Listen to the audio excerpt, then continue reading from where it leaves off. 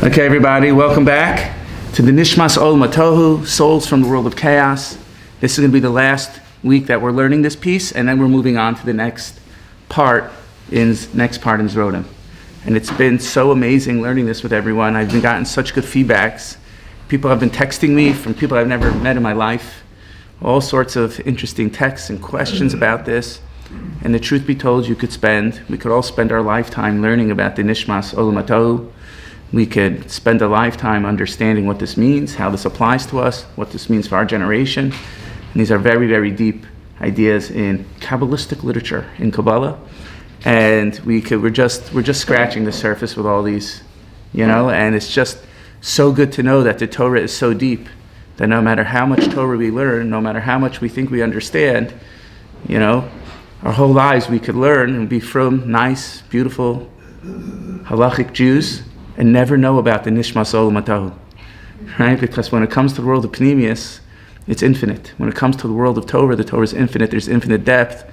So a person could be their whole life a practicing good Jew, do everything in the checkbook, but never know that your soul comes from the Neshamos Olam HaTohu, or never know your kid's soul comes from the Neshamos Olam HaTohu. Talk about self-awareness. With all the therapy, where does this pathology come from? Where does that pathology come from? How about where does your soul come from? What world in the upper olamos does your neshama come from that it needs? Dafka, this tikkun that it's going through right now. And Rav Kook is explaining where we left off last week. Last week we were off, but 2 weeks ago. That it's dafka at the end of days that the Neshamos Olam HaTohu, that these souls come down. It's specifically at the end of days, as we usher in the dawn of redemption, which is our time. Rav Kook already wrote about his time. Tzaddikim already wrote about their time. So which one was it? Was it this time? Was it that time? It's all the time, right? As the Geula is an unfolding process. And it's specifically at the end of days that these Neshamos Olam HaTohu, they come down into this world. These Neshamos Olam HaTohu are mamish the most defiant. They're the most chutzpah.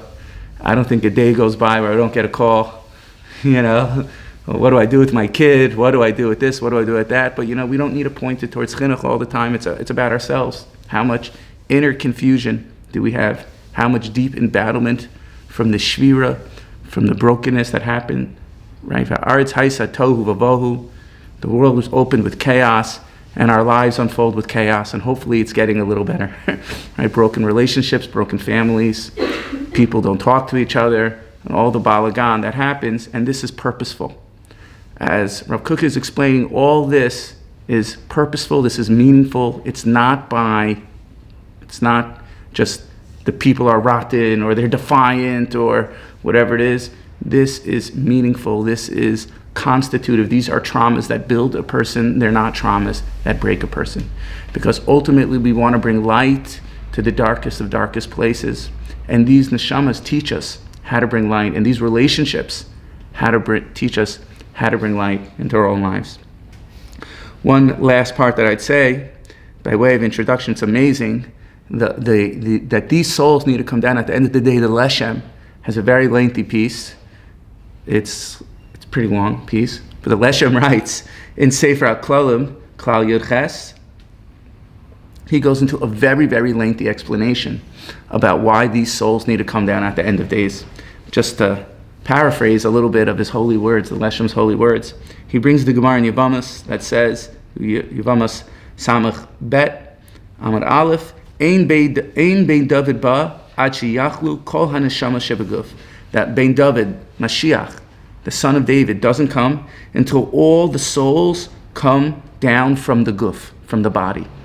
Rashi says, what does this mean from the guf? That there's a place in Shamayim called guf, called the body, and Mashiach's not going to come until all the souls come down from the world of souls. And the Leshem explains in his beautiful, beautiful way, the Leshem says that because at the end of days, before Mashiach comes, every soul is going to have a tikkun. And therefore, the place in the world of souls that holds all the neshamas, they need to come out. Because every soul is going to have its fixing. Every soul is going to have its correction. And therefore, at the end of days, as we get closer to Mashiach coming, to redemption, the final, the ultimate thing, Every soul needs to come out of its nartik. Every soul needs to come out of its pocketbook. Every soul needs to come out of this place called guf in Shemayim in order that should receive a tikkun. And I mamish love this. I love this because the propensity towards good of Hashem's kindness is unbelievable. That every soul needs to come down before the end of days, before the ultimate final geula, the one that no eye has ever seen, in order that it should reach its tikkun. So no matter what a person's done in their life, no matter what they've done in their previous life, no matter what they've done in a future life, your neshama is going to ultimately receive a tikkun. That Hashem is going to send down your neshama, specifically in our time period, that it should dafka deal with all the confusion, with all the shvira, with all the brokenness, with all the difficulties, with all the anxiety, with all the trauma. And these are traumas that build us. These are constitutive things. These are restorative things. These are things that help us reclaim our identity, reclaim ourselves, and reclaim the world, reclaim our nation. Right? Look at everything that's going on in the world and Eretz Yisrael, and everything is just doubling down to reclaim ourselves and say, this is who we are. We're the Am of all good, Am HaNetzach, right? And it's like that on a national level, it's like that on a personal level, it's like that on a family level, it's like that on all the levels. So it's amazing. Everyone, all of us are going to get a tikkun, by hook or by crook. It's going to happen. And this is only because of Hashem's infinite kindness, Hashem's infinite goodness, Hashem's infinite love for all of us. So instead of looking at the things in our lives that are going wrong, like this is such a pain in the neck, and groveling, we have to see that it's all part of tikkunim. It's all to bring or. It's all to clarify ourselves. It's all to come to a deeper place and ultimately have a real, authentic connection with the one who made us. That's amazing. Okay. Now we're going to pick up from where we left off over here. Okay? Where on the first page that you have over there, I don't know if you could see which is the first page. I'll hold it up. This page over here, right? That one, hold it up. Okay? Thank you. The first word on the line is Mecholulos Gon Kol Tzvi Ve'ein Nachas. So it's around a little bit less than halfway down. First word is Mechololot. Do you see that? Everyone has the place. We're starting after the period where it says Marot Haim. So again, we're speaking about how these souls, they don't mind destroying everything around them and even destroying their own lives with it. They're going to take you down, right? It's not only that their neshama needs a tikkun, but it's the neshamas that they interact with also get a tikkun, because now they have to deal with the kid, right? So it's not only that neshama, but any neshama that's in that person's orbit also gets a tikkun, right? To bring them to a place of more authenticity, to bring them to a place of realness, to bring them to a place of non-hypocrisy, to bring them to a place of healthy boundaries, proper love and understanding. So marotain haneshamas halahatos eila eskochan. And these fiery souls, they show their strength. Marotain, they appear, haneshamas halahatos, just to translate, fiery souls, lohit means fiery, ha'ela eskochan, their strength. Sheshum siyag v'halbala lo yuchal la'atzor ba'adan, that no boundary or no fence that you put on them is going to be able to stop them, to just take it all down. And v'hachalashim sheba'olam habanoi, and the weak people who come from the world of order, the weak people, it's not saying anyone who comes from the world of order is weak, but the weak people from in the world of order, the world of building, bale hashi'ir ve'animus, people with proper etiquette, mitpalim mesesam, and they're baffled by these fiery souls. It's like someone comes along and he's a disruptor, you know? He's like, we don't do that here. We don't dress like that here. We don't show up to shul in a certain way. We don't do that, right? That's not what we do, right? So the people of ballet etiquette, the weak people, the people that are so concerned with everything, right? They're like, what do we do? What do we do with this child? How do we handle this? Right? It's embarrassing. It's humiliating. My daughter has 7 piercings and my son has a tattoo, you know? And how in the world, I got to go to shul and, you know, he's coming with me and Dafka wears a short sleeve shirt that shows the tattoo of the half naked lady showing on his arm. Really? That's what I have to do? But they don't care. They don't care. Breaking all the boundaries of everything. And everyone around was like, what am I supposed to do? And it makes us feel weak. It makes us feel totally chalash, right? And Rav Kook is calling us out. He's calling out on the weak, and he says even further, right? Rav Kook is not scared to say it how it is. Right? Mi yagor lanu, and he quotes a pasuk, Mi yagor lanu eish ochla. Who is going to live with us with this fiery that's eish ochela, that's eating us alive? It's burning us, right? Mi yagor lanu mokdei olam. Who's going to live with this never-ending blaze, right? The fire is so strong, it just burns everyone. Just right. I was working with someone, and they tell me they've really been amazing people, you know. And they say their kid was back over Hanukkah, and what happens? The kid has a girlfriend someplace that's over an hour drive from where they live, and the kid is saying, please take me to my girlfriend's house, take me to my girlfriend. These are from proper, beautiful, wonderful yeshivish, nice, beautiful parents. And their kids, take me to my girlfriend's house. And the parents have broke everything. They've humbled themselves. They're trying, working on the relationship and having healthy attention. Okay, we'll take you to your girlfriend's house. You know, I could go 9 o'clock at night because it's when I'm done with work, and it's after we light the menorah. And you know, I'll drive you an hour to your girlfriend's house. I'll wait there an hour and a half for you. I'm going to get back at 1 o'clock in the morning. You know. And then what happened was the kid was 15 minutes late after the parent is sitting there in the car waiting, and an hour away from his home late at night to take his son to his girlfriend's house. The last thing the guy wants to do, you know, but he's trying, he's working on the relationship. And then the kid's a little bit late, and the father, he's understandably annoyed. He's understandably like, what the heck, you know? And the kid's a little bit late, and the kid comes back, the father like makes a face. He's like, you know, late over here, you know, I gotta go to bed late, we got a long drive ahead of us, you know, and the kid all of a sudden shuts down, puts in his head, he's like, fine, not talking to you, you know? Like these fiery neshamas, they don't want to deal with anything. Just I'll burn everyone in my sight. I'll even burn myself, right? I was like, poor dad, he's trying his hardest, you know? And I'm telling the kid, I'm like, you know, maybe there's another perspective here, and the kid doesn't want to hear it from me, obviously, either, you know? But it just burn everything down. It's Neshamos Olam HaTohu. Right? Aval. And Rav Kook says this is amazing.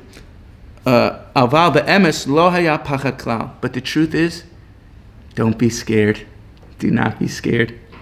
Rak chatayim bali nefashos chalushos v'chanefim hin pochadim uradam achzasam. You know who's scared? People that are full of sins, weak people, flatterers.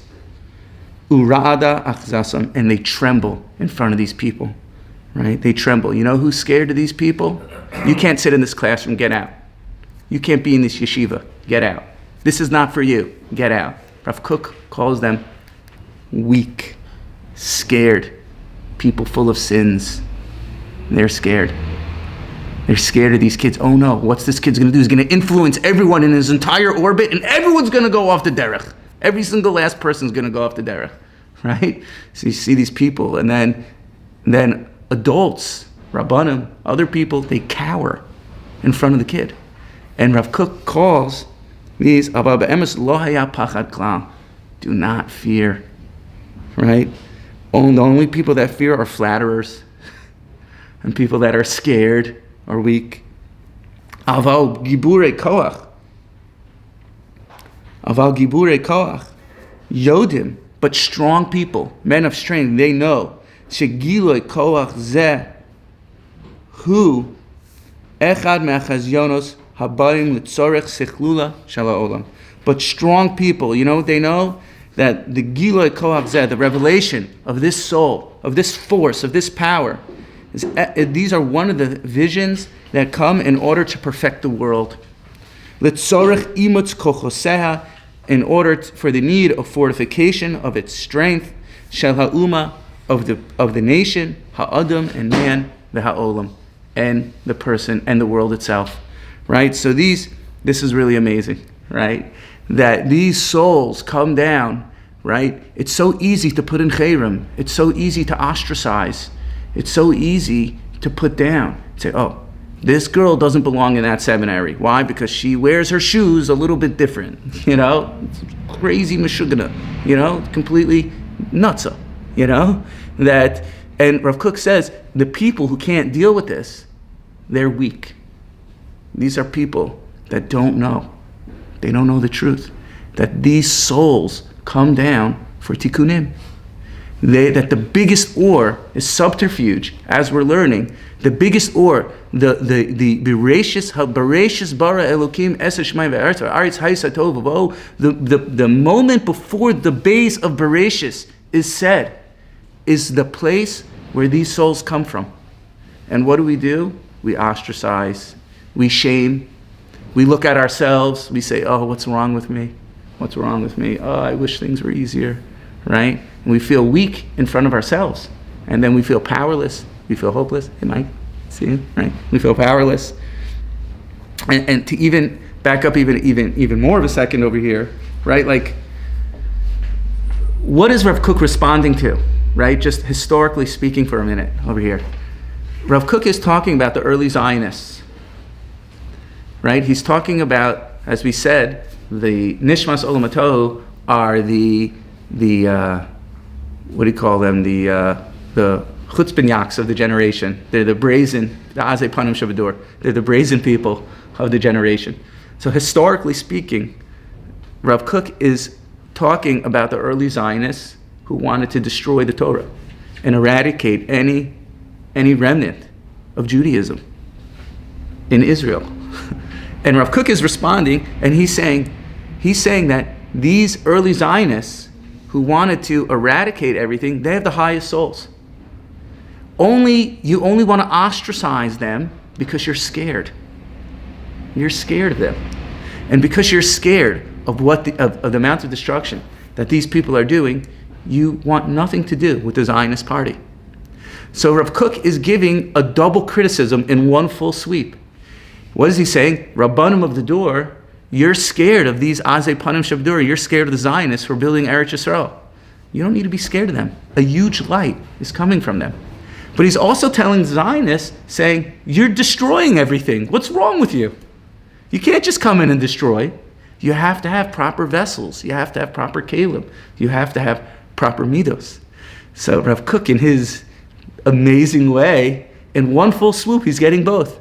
Right? He's criticizing the rabbis of the generation, but he's also criticizing the Zionists of the generation. And that's why Rav Kook doesn't fall perfectly into a neat box, right? We always want to pigeonhole. Oh, he holds like this, he holds like that, right? But for Rav Kook, it's both, right? It's like I once heard Rav Avigdor Miller say, he said they asked him to be part of the Aguda party. They were begging Rav Avigdor Miller during his lifetime to be part of the Aguda, that he should join their organization. So Rav Avigdor Miller said, if they like me so much, they should join my party, the Avigdor Miller party, right? Like, Rav Kook stood his ground. He stood in his own party, right? Wasn't part of this, he wasn't part of that. In one full swoop, he's getting both angles from him, right? And that these souls, like we're saying, these souls are needed for tikkunim. These souls are needed for bringing good to the world, not for bringing bad to the world. Right? These,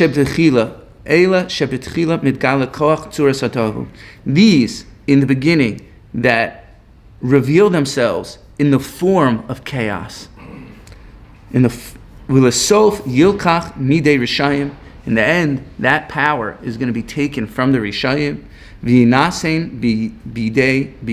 tzaddikim, and that power is going to be handed over to the tzaddikim. Giburim ke'arayot. They're going to be strong like lions. She'galu et amitas hatikkun v'abinyan. And these tzaddikim are going to reveal the truth and the power of the divinity that lies within the souls of these people. Right? They're going to show how they're really building the world. You think this kid's destroying you? He's really building you. You think this family dysfunction is destroying you? It's really building you. It's not breaking you. Ba'oz ruach shel seichel tzalul, right? With strength, with passion, with stubbornness of spirit, and seichel tzalul, and clear-mindedness, va'amitz, and fortification. Ba'ometz nefesh, with strength of the soul, shel hargasha, v'hidgalut ma'aseh kvua berura, right? That with feeling, with passion, that's going to come out, and it's going to be very, very clear.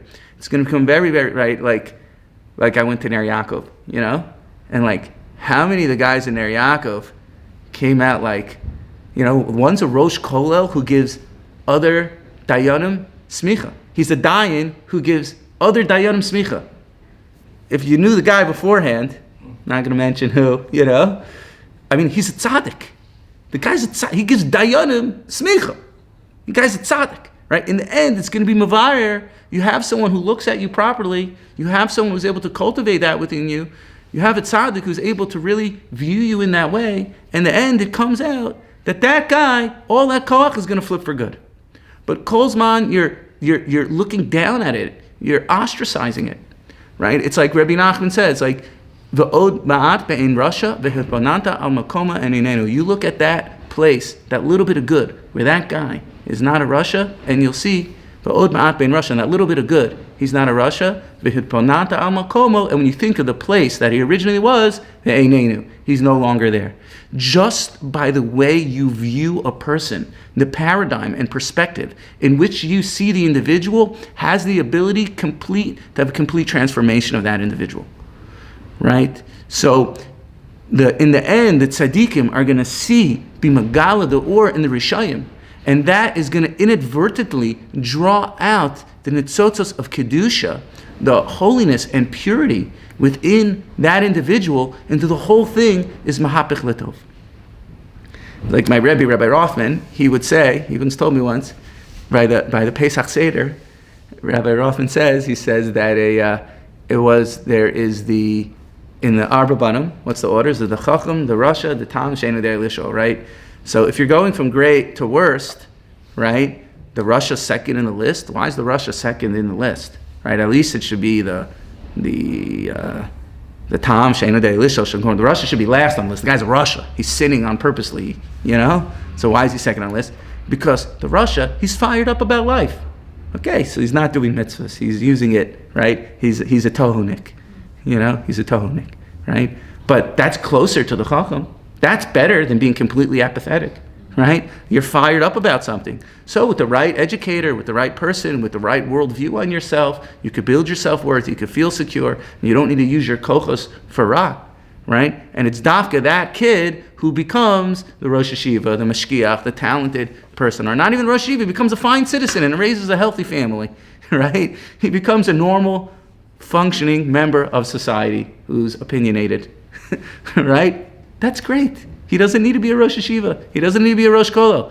He becomes a normal, healthy person who raises normal, healthy children and has a good relationship with his wife and family, right? Instead of just completely burning himself out. It's like amazing. Like Rabbi Nachman said, the sicker the person, the greater the doctor needed in order to heal that person, right? The greater, right? So the sicker the soul, the greater the tzaddik we need, as Rav Kook is teaching us, this to open up, to see, not be so rigid, not be so judgmental, not to be so stuck. So it's the greatest tzaddikim are magala, the divinity in everything, right? So it's amazing. Right there, Hasofot halalu, right? Hasofot halalu yichalalu gishmei nedava. These storms eventually will bring about generous rains. Gishmei nedava, generous rains. Arfel choshech, these dark clouds, elu yihu machshirei orim gedolim. They're preparing the way for very, very big lights. Ma'ofel, now pasuk, ma'ofel u'mechoshech, from cloudiness and darkness, Einei ivarim tirena, the blind will see. That the chaos and the trauma and the ridiculousness that we all go through comes big lights, right? It's like I heard Rav Gerzi say, right, the Jews are leaving Mitzrayim, and right at the end, what happens? They're about to cross the sea, there's about to be Geula, all of a sudden, Moshe, why'd you bring us here? This big chaos, big panic, big anxiety happens right before the splitting of the sea. Right now we're holding in that anxiety. Right? We're holding amidst the chaos that is happening right before the sea splits. Right? And it's all purposeful. It's built like this by design. right? And just these words, hasofos halu yichalu gishmei nedava. These clouds bring about generous rains. I just love the image, right? These storms bring about generous rains, right? The bracha of the dysfunction, the bracha of the pain, the bracha of the difficulties, of the cheshbonos, the calculating. I have to deal with this, I have to deal with that, right? The dark clouds, elu, they're just preparations, they're kalim that are building and building and building in order to receive this very big light. Now I want to read a little bit. It's the second photocopy over here. And with that, we finish the Neshamos Olam HaTohu, official piece. Now I want to read a little bit over here from Orat HaTshuva. This is Orat HaTshuva, Perek Tes Zayin, Keta Yud Beis. I'm going to read from the first underline to the second, then I'm going to skip to the third underline where the arrow is. And this is really what we're talking about. And this is what we're learning, and we're makabel the or from Rav Kook, from the great tzaddikim. You know, it's like all the great tzaddikim taught us this, to look at reshaim with good eyes, right? Rav Nosson, it's his yortzeit tonight. Rav Nosson says you find by Avram and Sodom what's going on there. You see that Avram is davening for reshaim to be saved. Like, what do you want reshaim to be vanished off the earth? What do you want them to be like? But I always think, like, wouldn't it be? I know this is fantastical, but like, imagine like Nasrallah, you know? I mean, Baruch Hashem, he's dead right now, you know? But like, imagine he came one day and he's like, there's a God, and that God is the God of the Jewish people. Right? Like, wouldn't that be amazing? We want to transform the darkness into light. We don't want to just get rid of it and get Baruch Hashem, he's gone. That's an Indian too, to get rid of evil off the face of the earth. But we want to transform the light. We want to transform the darkness into light. And this is what all the tzaddikim are doing. Rabbi Nachman, right? You have to find the good within yourself. Nekudas Tovos. Lubavitcher Rebbe. How many stories of Lubavitcher Rebbe thinking of some soul in the middle of nowhere who's like, he's Dorish Tov on him, you know, and has some invisible string that connects to him from the other side of the planet Earth, and he brings him to tshuva. You know, right? Are you Jewish? Put tefillin on. How many people were makariv through putting tefillin on? Just random guys, you know, putting tefillin on. Thousands and thousands and thousands of stories. So that's the reshaim teach, the tzaddikim teach us how to look at the world through proper lenses of tikkun. And that's what Rav Kook is taking us. How do we navigate the evil in our lives? How do we navigate the difficulty in our lives? So let's and now he spells this out. Rav Kook over here. Again, Oras HaTshuva, Perek Tezayin, Keta Yud Beis. HaTzaddikim HaBehirim, these great, amazing tzaddikim. Sharom es kol ha'odam nidon b'tov. They see the whole world and they want to judge it good. Hey mizakigin es hakol. They clarify, they purify everything. Mitzad behirus rayonoseim, from the clarity of their thought. Umitzad zohar shel hatov hamishor shebechetzam hator, and from the side of their pure, radiating, straight desire of wanting to do good. Hey misalkin es kol kikulei ha'olam ves kol ha'reshayim shemiyisudam.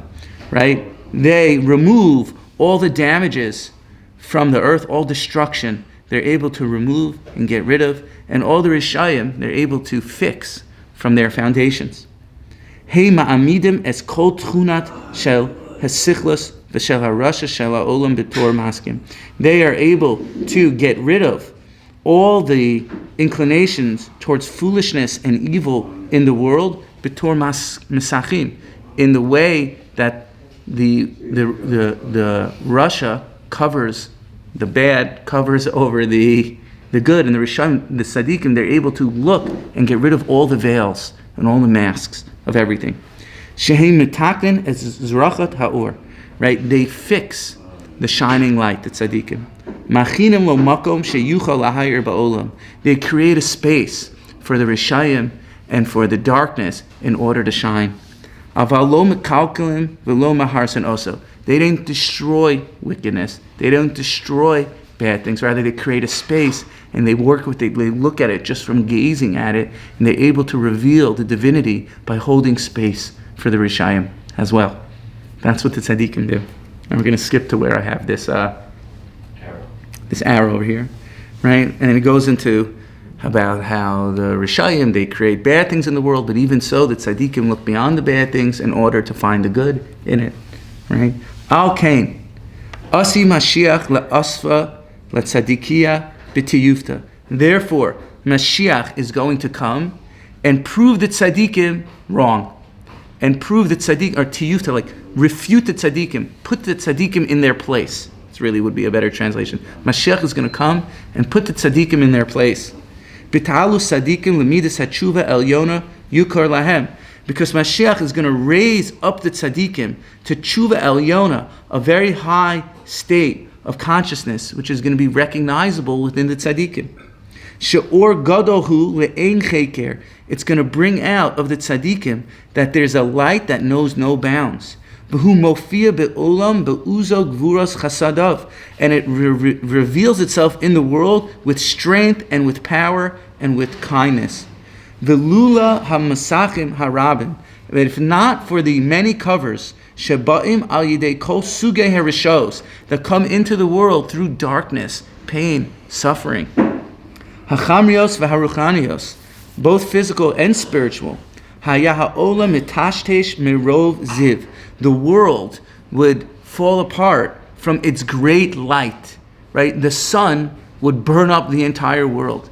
And therefore, Mashiach is going to come and show the tzaddikim that all the evil and all the dysfunction and all the broken attachments and all the pain and all the Nasrallas and all the Hamasniks, right? It's there in a certain way, because if Hashem's light would be blinding otherwise, and the world wouldn't be able to exist. So all this has to happen in order that Hashem's light should come all the way down to the darkest of places. And therefore the world can exist and everything could exist. And Mashiach is going to prove the tzaddikim wrong and show them that this is how you need to see the world. You need to see the world that Hashem is in everything that is going on. V'nimsa, and this is what we started with from the Leshem, who they were chavrusas with each other, right? V'nimsa shall kol chozer l'tikkun ha'olam. And will come out that everything comes back into the fold. Everything in the world, when we say everything, we mean everything, all the reshaim and everything. There's a tikkun that's going to happen. V'kol harishayim mistaknin v'chozer l'mutav. And all the rishayim, you know what's going to happen? They're all going to be fixed and come back for the good. They're going to be on the good path. B'hiyosa makirun et tafkidam. They're going to recognize their mission and their purpose. The ikar ansham shel rishayim. So why are the rishayim going to get punished? Ba'al osher tzaros shel tzaddikim ba'olam hamutsamtam. Right? They're going to get punished because they caused the tzaddikim pain in this limited world. V'tzaddikim omdim b'merache ya ba'im umotzim es rishayim b'chol matzrei sha'ol. They caused the tzaddikim pain because now the tzaddikim need to go all the way out of their way and pick up the rishayim from hell. And that's hard for the tzaddikim to do. So Mashiach is going to show the tzaddikim that there's a tikkun to everything, like we started with from the Leshem, that every soul gets its tikkun, and therefore at the end of days, all the Neshamos Olam HaTohu, all the really high and difficult souls need to come down for them to receive a tikkun. And Mashiach is going to show the tzaddikim that you need to go to the pit of hell in order to save them, and you are wrong for not doing so. And that's going to bother the tzaddikim, and therefore the reshaim are going to have some din and cheshbon that they cause the tzaddikim pain, because now me, the tzaddik, needs to go all the way down to the Rasha who's in hell, and I need to go ahead and save him. Right? It's like you do tikkun haklali, Rabbi Nachman pulls you right out, right? Or they say a joke. I'm sure everyone knows this joke, that there was a Lubavitcher and a Breslover in hell, right? You know this joke. There's a Bravitcher and Breslover in hell, and the Breslover says, Rebbe, I did your tikkun haklali, please pull me out. So big tzaddik comes down and pulls out the Breslover, right? And then what happens next? There's Lubavitcher, he's looking, he's like, oh my God, what's going on, right? So he says, Rebbe, I did your miftzayim, I did your shlichus, please come down and help me, right? And Lubavitcher comes down and he gives the guy $1 and he says, bracha v'hatzlacha on your shlichus.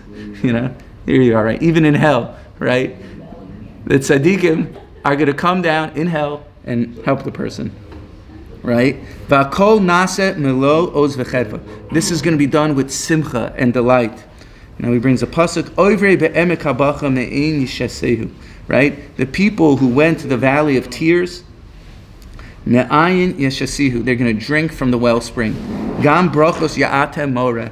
They're also going to have brachos, blessing, bounty. Yelchu mechayil el chayil. They're going to go from strength to strength. Yira el Elohim b'tzion. They're going to see God in Tzion. Right? So this is amazing. What we're learning over here, that, and we finish the Olam HaTohu, that there's a tikkun for everything. Every soul has a tikkun. Every dysfunction has a purpose. You were not forgotten about. We were not forgotten about. Your family was not forsaken. Whatever's going on. And it's just, right? Talk about self-awareness. Self-awareness at its best. Learning about our souls and where many of them come from. Right? And how all this is meant to build. It's all building. It looks like it's destroying, but the tzaddikim, they illuminate our eyes. Right? And that's what I wanted to read this in the end, because that parallels what Rav Kook is doing to us. Rav Kook is teaching us to look at the world with the eyes of tzaddikim, the way that the tzaddikim do. And that's what he's doing on this piece. He's looking at the early Zionists, and he's saying, you think this is bad? You know what goodness is going to come? We have 6.5 million Jews here living in Eretz Yisrael. 50% of the government is Shomer Shabbos, right? We finally have an army to defend ourselves. Can you imagine all this happened and we didn't have an army? What would happen then, right? I don't need to say. Right? So you think all bad is coming? Right? No. With the proper kalim, build slowly and slowly, then the ore comes down, right? You think your life is a mistake, this kid is a mistake, you think you did something wrong? No, there's nothing to do with your parenting. Nothing to do with your parenting. The soul needs to come down, right? Our souls need to come down. So I find such encouragement in all this, and we're going to move on to the next piece next week, everyone. Yeah, sure. Yeah.